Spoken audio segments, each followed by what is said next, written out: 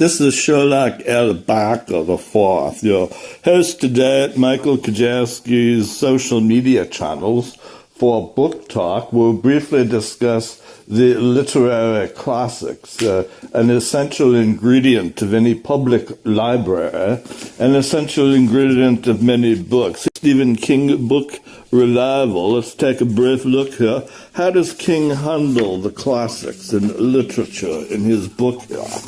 Well, right here, he mentions classics authors on one of the introductory pages, and so he must have used these authors for his writings and for motivation in his work. Mary Shelley, a classics author of Frankenstein, and Bram Stoker, Dracula, and H.P. Lovecraft. Take a look here at Cora Harrison, a British writer from England, Summer of Secrets. How does she use the classics in her novel, Summer of Secrets? So let's take a look here. She has the classics in here as characters, and she has a quote from the classics at the beginning of each chapter. The clouds had gathered within the last half hour. The light was dull. The distance was dim. So she starts off each chapter 8 here, quoting the classics, and she has Wilkie Collins, arguably an old literature classics writer of The Moonstone, as a character in her modern day novel, and she mentions Nebworth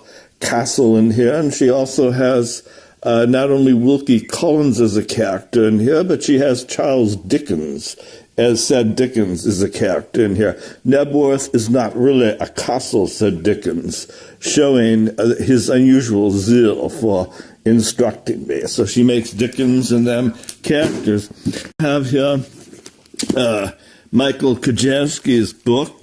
Again, I'm your guest, I'm your host today, Sherlock L. Barker IV, Michael's book. He has a wisecrack in here about the classics. There makes a few references to the classics in here. And we also have, they talk about Freud analyzing dreams. We have nonfiction about how to weave that into a part of any classical plot. So there we have it, the classics.